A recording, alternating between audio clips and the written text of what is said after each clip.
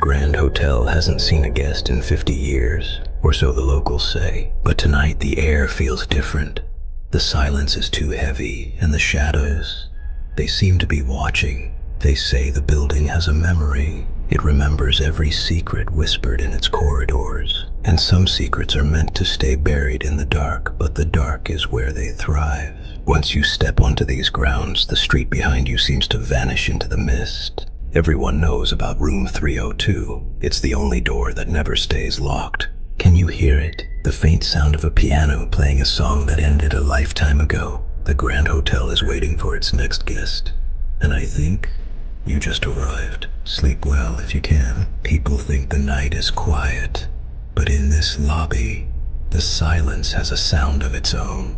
You start to notice things. The way the shadows move when you aren't looking. The way the air gets heavy. Tick, tick, tick. It's the only thing that lets you know time hasn't completely stopped. Sometimes I hear the elevator chime, but no one ever gets out. At least, no one I can see. The light doesn't help.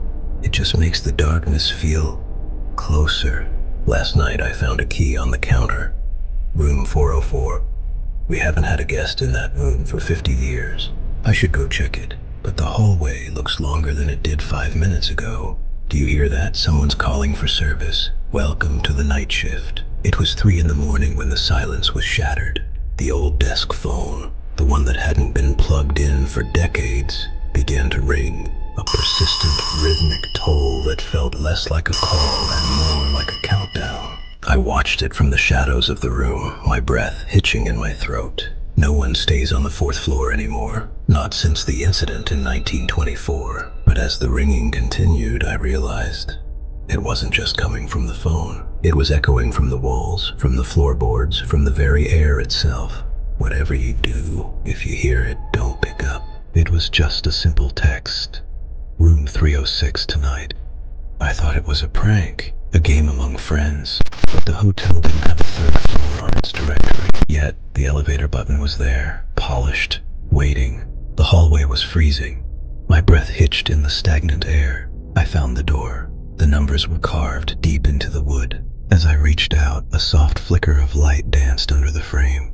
The handle turned itself. I wasn't alone. Welcome to room 306. Your stay starts now. Welcome to a hotel that time forgot. The Grand View holds many secrets, but none as dark as the one hidden behind the front desk. Specifically, room 306. Look at the keys. Each one represents a guest who once stayed here, but one tag hasn't moved in 50 years. Room 306. Dusty, untouched, forbidden. They say it was never cleaned after that night.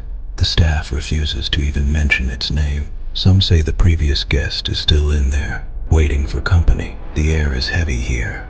Suspense builds in every creak of the floorboards as you approach the door. A bell rings in the absolute silence, but the lobby is empty. Who is calling for service?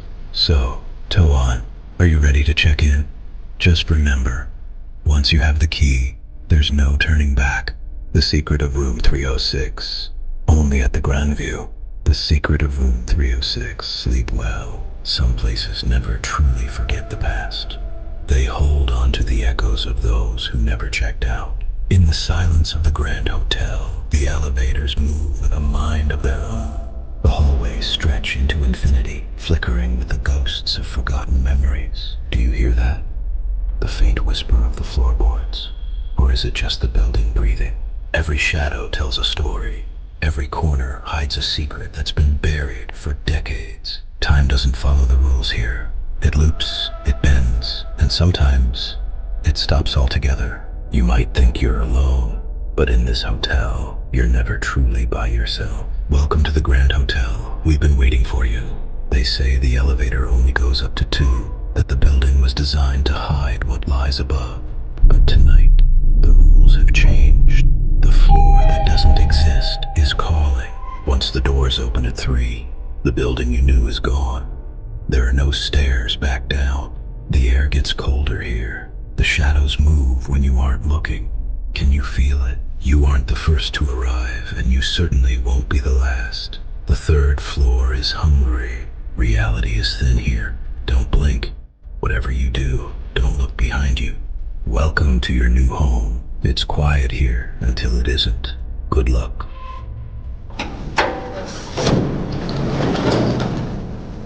The third floor hallway is a place that time forgot. Long, narrow, and filled with a silence that screams. Every door is a twin to the next, a symmetrical puzzle that defies your sense of direction. The dim wall lamps cast long, moody shadows that seem to dance just out of your sight. There's a subtle fog that clings to the patterned carpet, obscuring the path forward. Don't be fooled by the stillness. In the cinematic grain of this reality, something is watching. The pacing of your heart matches the slow camera push into the darkness. Suspense hangs in the air like a thick, realistic shroud. You're not alone here. Whatever you do, don't stop walking. The hallway has a way of claiming those who hesitate. They say some doors are better left closed, especially this one. Room 306, the room that doesn't exist on the blueprints. I was told never to look inside, but the silence, it's too heavy to ignore. Can you hear it? That ringing in the quiet? It's calling. Every step closer feels like the air is getting thinner, like the room is breathing. It's not just empty, it's waiting for someone to fill the space. I realize too late, the light isn't leaking in, the darkness is leaking out. Did you see that? Or am I finally losing my mind in this hallway? Don't come looking for me. If the door is open, just run. Too late, it's already here. They say this room was closed for a reason, but here I am, alone in the silence. The air feels heavy like a cold breath on the back of your neck. Someone was here once. The light, it shouldn't be working. Nothing in this wing has seen power for decades. The curtains move, but there is no breeze. The windows have been nailed shut from the outside. Time doesn't just pass in this room. It lingers. It waits for someone to finally notice it's still here. Every creak of the floorboard tells a story I'm starting to think I shouldn't be hearing. They warned me not to stay past midnight, but the clock is about to strike and I can't leave. Can you hear it now? The room, it's finally starting to wake up. It started with a sound I hadn't heard in years. The piercing rhythmic ring of an old landline phone. I was alone in room 402. No one should have been calling. Not at this hour, not on that phone. The hallway outside was silent, but inside this room the air felt heavy, like someone was standing right behind me. I reached for the receiver, my fingers trembling. Every instinct told me to let it ring, to run. Curiosity is a dangerous thing, especially when you're trapped in a place that shouldn't exist. I picked it up. The static on the other end was cold. Then came the voice. It knew my name. "I'm right outside," it whispered. And then I heard the click of the lock. Some calls are better left unanswered. Whatever you do, don't look at the door. It was supposed to be a quiet night, a place to rest and forget. The room was cold, sterile, perfect for a long, dreamless sleep. But the silence here, it has a weight to it, a presence.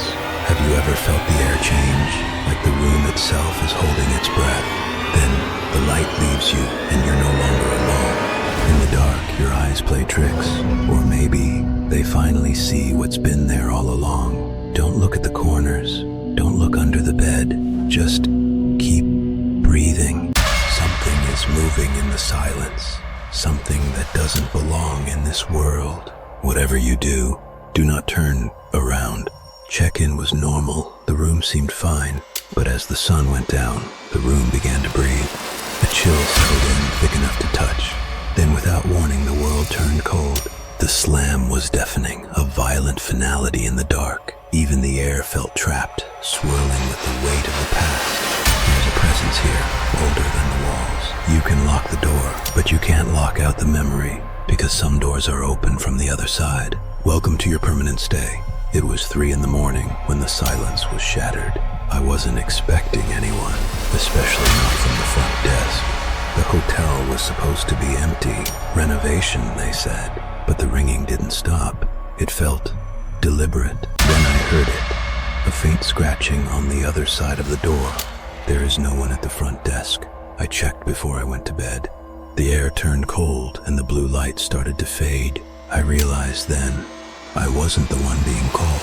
I was the one being hunted. Whatever you do, don't answer the phone. You feel it before you see it. That prickle on the back of your neck. A shadow that doesn't belong. A breath you didn't take. The house is quiet. Too quiet. Even the shadows seem to be waiting. I used to think I was alone here. I was wrong. Something is shifting in the corners of my vision. Barely there, but undeniable. Don't turn around. Whatever you do, don't look back. It's closer now. I can feel the cold radiating from the dark. It's standing right behind me, isn't it? The darkness doesn't just hide things. It's hungry. They said the third floor was closed for renovations, but the cameras never stop rolling. I've been watching these monitors for 10 years. You learn to see things that shouldn't be there. It starts with a flicker, a shadow where no one is standing, a door opening to an empty room. Most people look away. They tell themselves it's just the film grain or a glitch in the system. But I know the sound of a handle turning. I know the rhythm of footsteps on old carpet. Tonight the light stayed on in room 302, and someone or something just walked in. Whatever you do, don't look at the monitors for too long. They might look back and never ever go to the third floor. Security log, March 5th. Something was wrong with the feed for room 306. The hallway was empty at midnight, or so I thought until the screen flickered. He appeared out of nowhere, a lone figure standing perfectly still. The resolution dropped. Glitches tore through the image like it was being erased. He didn't move. He didn't even seem to breathe. Just eerie stillness. I checked the timestamp, 3:06 a.m. The clock hadn't moved for 10 minutes. Every time the signal cut out, he was closer, moving without moving. Then he slowly tilted his head and looked directly into the lens. The monitor went black. I could hear soft tapping from the other side of my door. Whatever you do, don't look at the feed for 3:06. It started at 3 a.m., a simple glitch in the security system, or so we thought. Cameras are supposed to keep us safe, but sometimes they just show us what we're afraid to see. The motion sensors were triggered in a wing of the building that had been locked for years. And then it looked directly at the lens. It didn't just see the camera, it saw us. The signal began to fail as it drew closer. The audio was nothing but a low, rhythmic hum. Some things are meant to stay in the shadows. Once you've seen them, they don't go back. The locks didn't matter. It was already inside the network. And now, it's inside the room. The system is offline. There's no one left to watch the monitors. I'm not alone anymore. Stay away from the screens. It's looking for you next.